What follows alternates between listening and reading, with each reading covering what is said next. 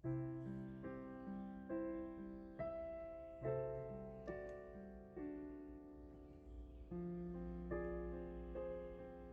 Ibu yang terkasih, marilah kita berdoa sebelum kita bersama merefleksikan firman Tuhan. Ya Allah yang penuh cinta, dalam minggu pembaptisan Tuhan Yesus ini, Engkau bersama mengundang kami untuk masuk ke dalam firman-Mu. Biarlah kami Engkau ajak menghayati bagaimana makna baptisan tersebut bagi kami. Oleh karenanya berikanlah kami hikmat dan kebijaksanaan sehingga kami dapat merenungkan dan melakukannya dalam kehidupan kami. Di dalam nama Allah Bapa, Putra, dan Roh Kudus kami berdoa. Amin. Bacaan Alkitab hari ini diambil dari Kisah Para Rasul 19 ayat 1 sampai dengan 7. Ketika Apolos masih di Korintus, Paulus sudah menjelajah daerah-daerah pedalaman dan tiba di Efesus. Di situ didapatinya beberapa orang murid, katanya kepada mereka, "Sudahkah kamu menerima Roh Kudus ketika kamu menjadi percaya?" Akan tetapi mereka menjawab dia, "Belum. Bahkan kami belum pernah mendengar bahwa ada Roh Kudus." Lalu kata Paulus kepada mereka, "Kalau begitu, dengan baptisan manakah kamu telah dibaptis?" Jawab mereka, "Dengan baptisan Yohanes."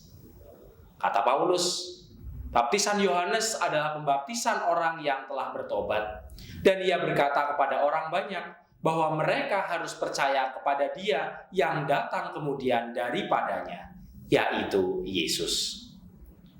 Ketika mereka mendengar hal itu, mereka memberi diri mereka dibaptis dalam nama Tuhan Yesus. Dan ketika Paulus menumpangkan tangan di atas mereka, turunlah Roh Kudus ke atas mereka, dan mulailah mereka berkata-kata dalam bahasa roh dan bernubuat. Jumlah mereka adalah kira-kira 12 orang. Demikianlah bacaan kita hari ini. Berbahagialah setiap orang yang mendengarkan dan memeliharanya. Haleluya. Haleluya. Haleluya. Haleluya.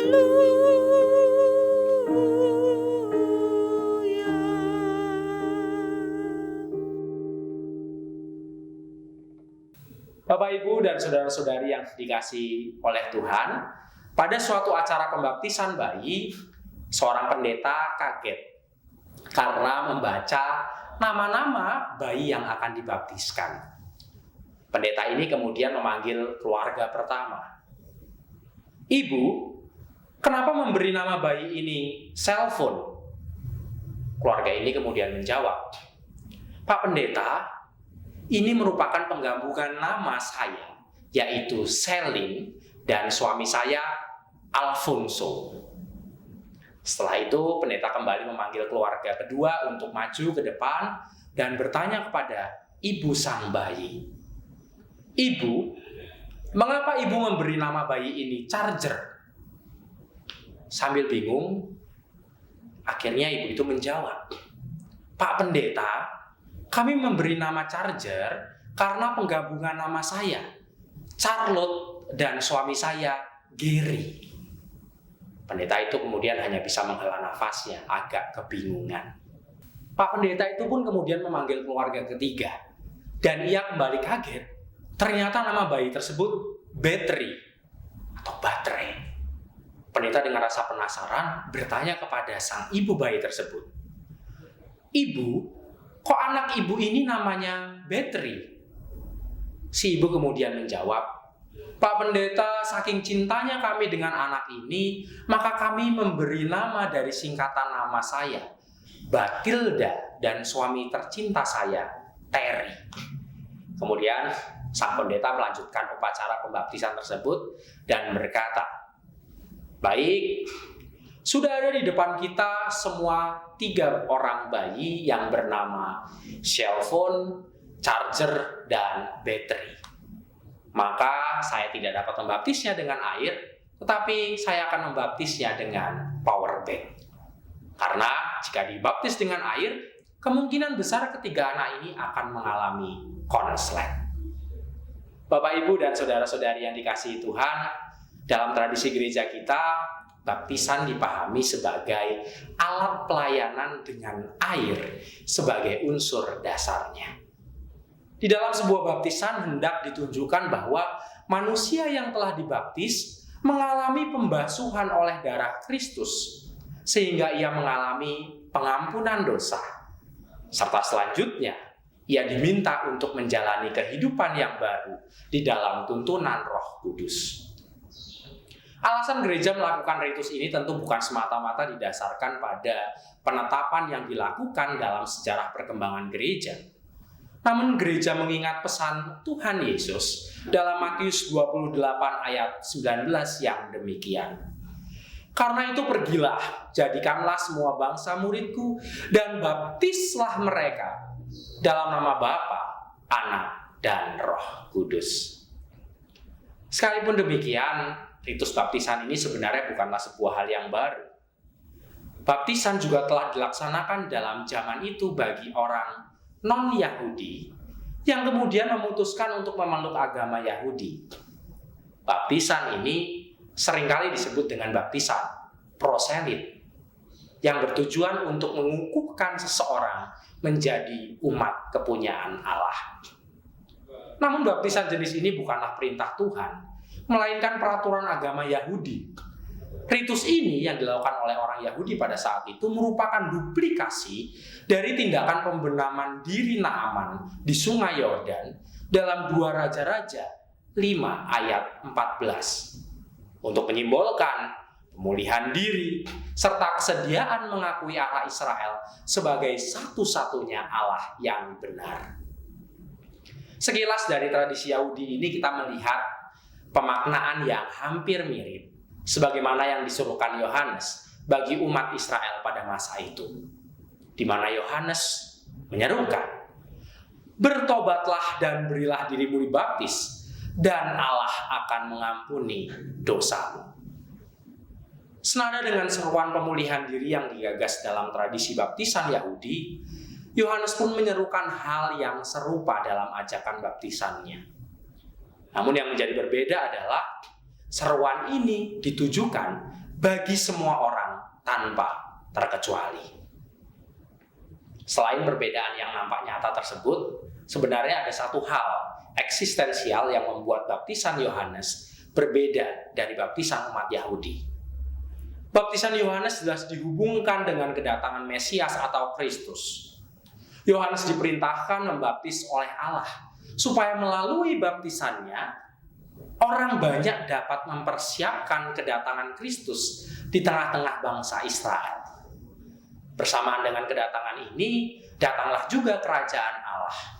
Dan kedatangan kerajaan Allah menuntut supaya orang mengambil keputusan memilih masuk atau di luar kerajaan itu. Barang siapa yang masuk ke dalam kerajaan, ia akan mendapatkan pengampunan dosa dan karunia. Maka secara sederhana, dapat dikatakan bahwa baptisan Yohanes berfungsi sebagai sebuah tanda yang menghubungkan orang percaya dengan karunia Tuhan Allah yang kemudian menjadi nyata di dalam Kristus.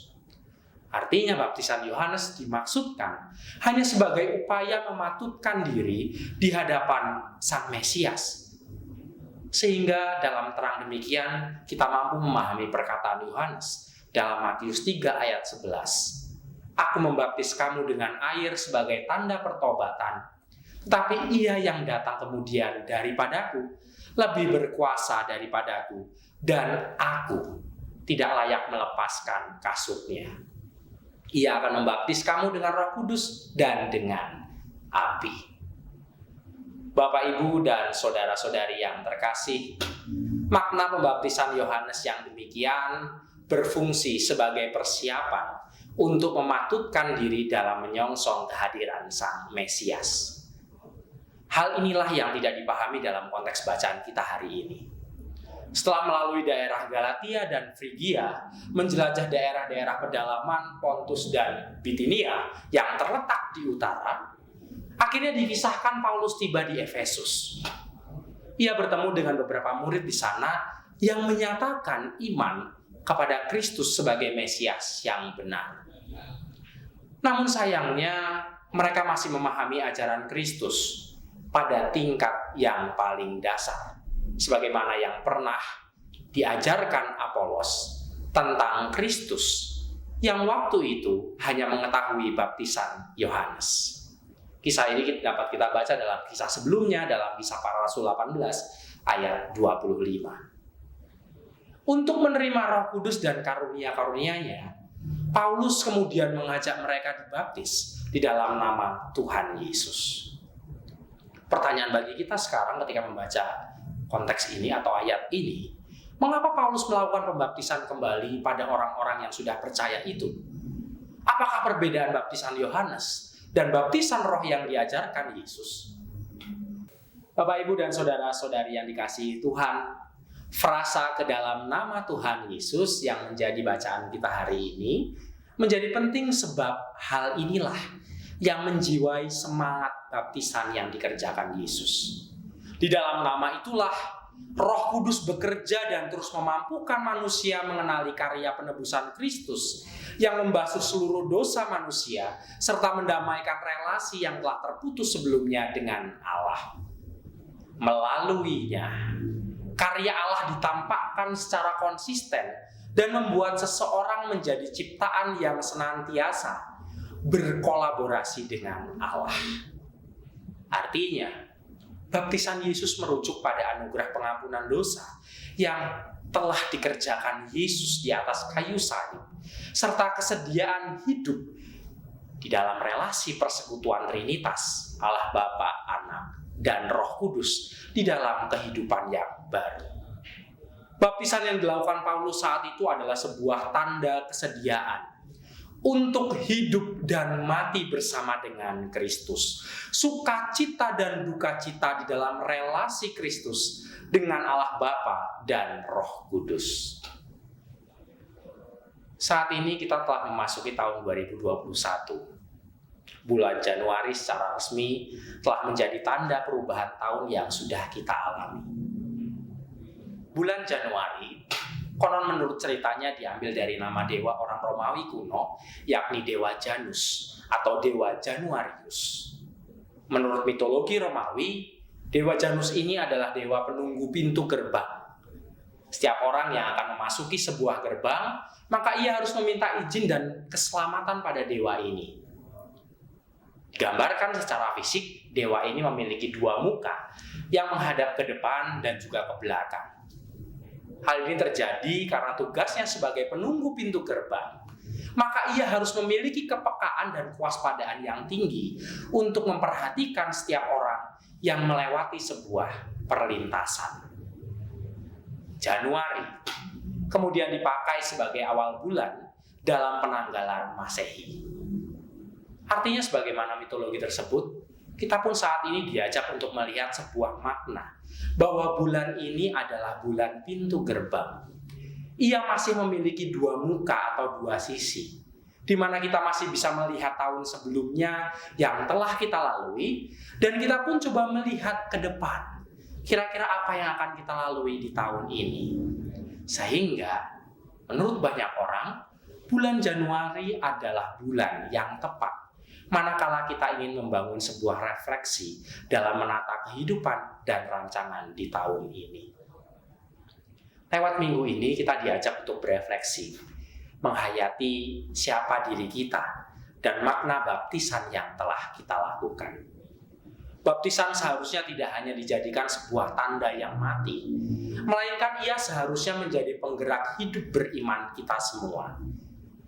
Lewat baptisan kita diingatkan kembali bahwa kita telah mengambil komitmen untuk bersedia menjalani kehidupan, suka maupun duka di dalam relasi persekutuan Trinitas. Maka marilah kita hidupi komitmen yang demikian, seraya terus percaya bahwa anugerah penyertaan Tuhan ada bagi kita yang terus menyandarkan diri kepadanya. Selamat memaknai baptisan kita. Senantiasa andalkanlah Tuhan di dalam hidup kita sebagaimana yang telah kita ikrarkan pada saat pembaptisan. Amin. Saat teduh bagi kita. Marilah kita saksikan persembahan pujian berikut ini.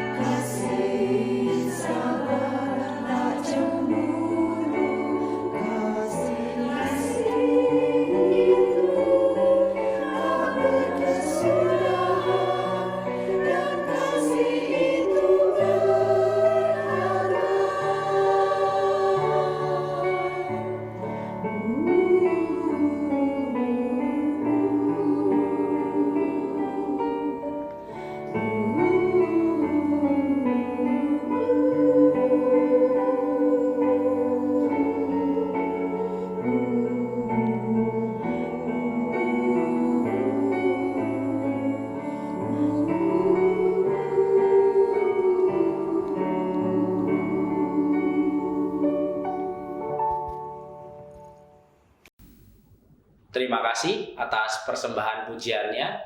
Tuhan memberkati pelayanan Bapak Ibu semua.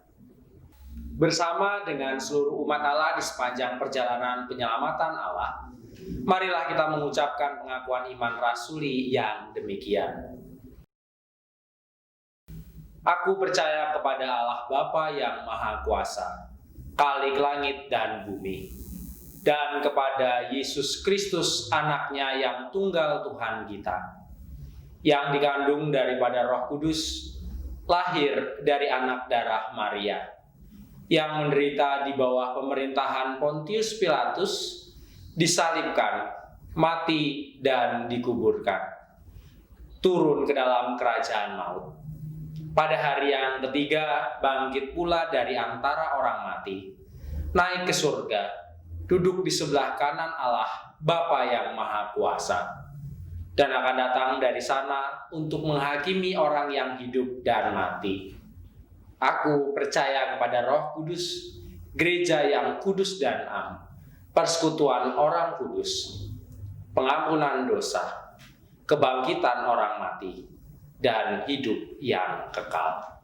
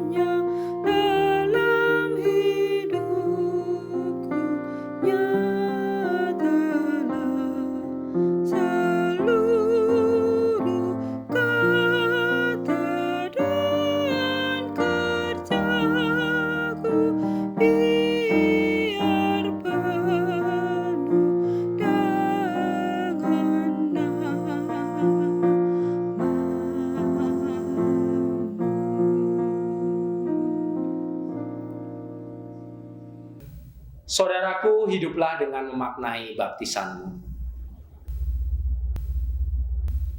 Jadilah pribadi yang senantiasa mendengar perkataan Roh Tuhan. Kiranya dengan demikian hidup kami jadi lebih bermakna demi kemuliaan Tuhan. Marilah kita terima berkat yang berasal dari Tuhan. Kiranya kasih setia dalam persekutuan Allah Bapa, Putra, dan Roh Kudus menyertai engkau dari sekarang sampai dengan selama-lamanya. Amin.